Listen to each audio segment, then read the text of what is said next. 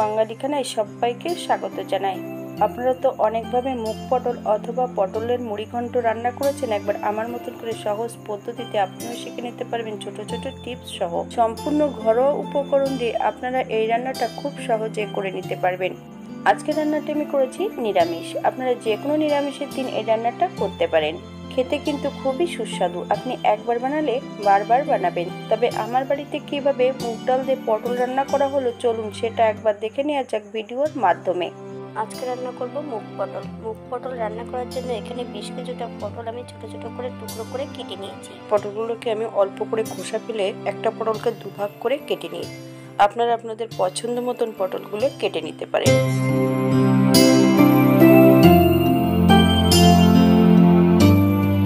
রান্নাটি হবে লোহার কড়াইতে। বেশ কিছুটা সর্ষের তেল অ্যাড করব। তেল গরম হওয়া পর্যন্ত অপেক্ষা করতে হবে। এই পর্যায়ে অ্যাড করব হাফ চামচ হলুদ গুঁড়ো। সম্পূর্ণ পটলগুলো এই পর্যায়ে আমি ভেজে নেব। তবে আপনারা পছন্দ করলে ঘিয়েও পটলগুলো ভেজে নিতে পারেন। পটলগুলো ভেজে নিতে হবে মিডিয়াম আঁচে।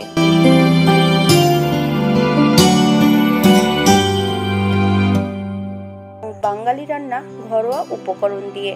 যদি রান্নাগুলো আপনাদের পছন্দ হয় তাহলে চ্যানেলটি সাবস্ক্রাইব করে দিয়ে পাশে থাকবেন। পাশে থাকা বেলটি বাজিয়ে দেবেন, নইলে নিত্য নতুন রান্নার নোটিফিকেশন পাবেন না। এই পর্যায়ে পটলগুলোকে 7 থেকে 8 মিনিটের জন্য ঢাকা দিয়ে রেখে দেব। তবে শুধু ঢাকা দিয়ে রেখে দিলে হবে না, মাঝে মাঝে পটলগুলোকে একটু নেড়ে চেড়ে দিতে হবে, নইলে পটলগুলোর এক ধার ভাজা হবে আর অন্য ধার ভাজা হবে না।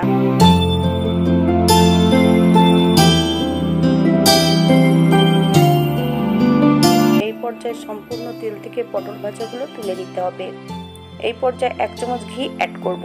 ফোড়নে রেখেছি সাদা জিরে, একটা তেজপাতা। ফোড়ন থেকে সুগন্ধ বেরোলে 50 গ্রাম মুগ ডাল 1 ঘন্টা আগে ভিজিয়ে রেখেছি।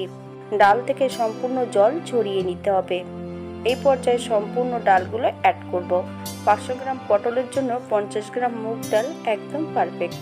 আপনারা এর থেকে কম বেশি করে নিতে পারেন। 5 থেকে 7 মিনিটের মতন ডালগুলো বেশ ভালো করে নেড়ে চেড়ে নিতে হবে মিডিয়াম আঁচে, অথবা কড়ার থেকে যতক্ষণ ডালগুলো না ছাড়ছে ততক্ষণ বেশ ভালো করে নেড়ে চেড়ে নিতে হবে।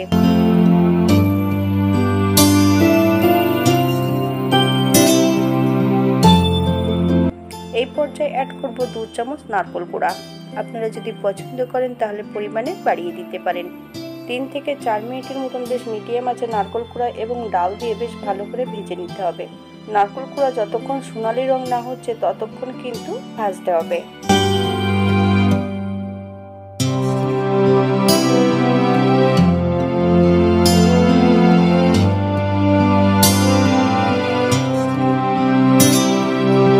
এই পর্যায়ে অ্যাড করব বেশ কিছুটা বাটা মশলা। আদা, জিরে, ধনে, কাশ্মীর লঙ্কা একসঙ্গে বেটে রেখেছি। 1 চামচ হলুদ গুঁড়ো, 1 চামচ নুন। তার স্বাদ অনুসারে নুনটা অ্যাড করবেন। গোটা জিরে 1 চামচ, গোটা ধনে 1.5 চামচ, 2টো কাশ্মীর লঙ্কা, হাফ ইঞ্চি আদা বেশ মিহি করে বেটে নিয়েছি।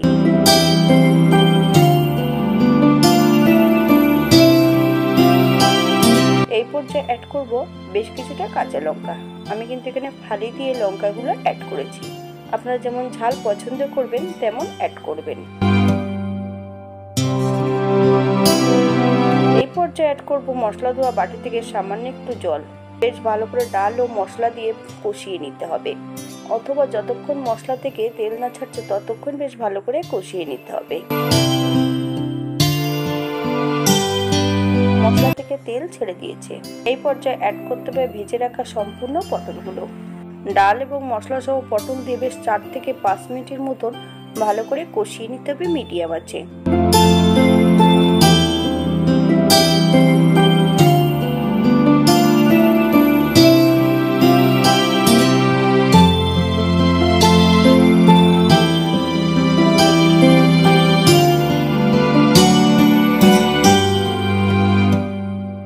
এই পর্যায়ে আমি গ্রেভির জন্য জল দেব। কিন্তু এখানে ঈষদুষ্ণ গরম জল ব্যবহার করেছি। 2 বাটি জল অ্যাড করব। আপনাদের যতটা গ্রেভির প্রয়োজন আপনারা ততটা জল অ্যাড করতে পারেন। এই রান্নাটি শুকনো শুকনো করতে হবে।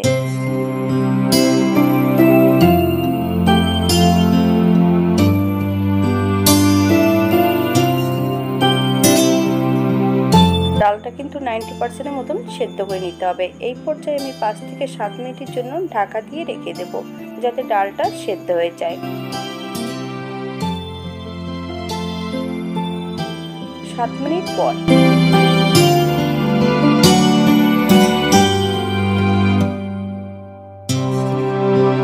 এই পর্যায়ে অ্যাড করব 1 চামচ চিনি। আপনারা যদি পছন্দ করেন তাহলে পরিমাণে বাড়িয়ে দিতে পারেন।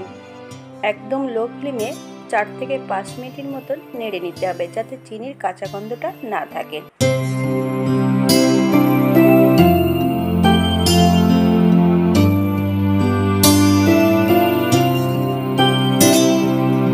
এই পর্যায়ে অ্যাড করব 2 চামচ ঘি আর 1 চামচ গরম মশলা বাটা।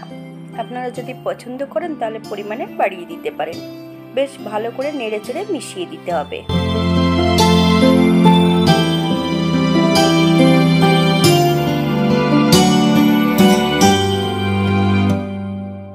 এই পর্যায়ে গ্যাসের ফ্লেমটা অফ করে দিয়ে 5 মিনিটের জন্য স্ট্যান্ডিং টাইম দিতে হবে, তারপর সার্ভ করতে হবে।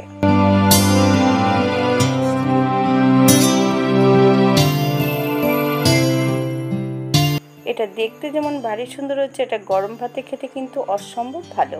আপনারা যে কোনো নিরামিষের দিনে এই রান্নাটা রাখতেই পারেন। তবে রংটা একটু কালচে হয়েছে, আমি এখানে লোহার কড়াইতে রান্না করেছিলাম। লোহার কড়াই বা পেতলের কড়াইতে রান্না করলে এমন কালচে টাইপেরই হবে, তবে খেতে কিন্তু খুবই সুস্বাদু। না বানালে বোঝানো সম্ভব নয়। যারা পেঁয়াজ রসুন খাবেন তারা অবশ্যই পেঁয়াজ রসুন অ্যাড করতে পারেন। হাতে যদি সময় থাকে তাহলে একটা লাইক, কমেন্ট, শেয়ার করবেন। আজকের ভিডিওটি এই পর্যন্ত। সবাই সুস্থ থাকবেন, ভালো থাকবেন। অন্যদিন নতুন রেসিপি নিয়ে আপনাদের সামনে আবার আমি হাজির হব। নতুন ও পুরনো সকল বন্ধুদের অসংখ্য ধন্যবাদ ভিডিওটি দেখার জন্য।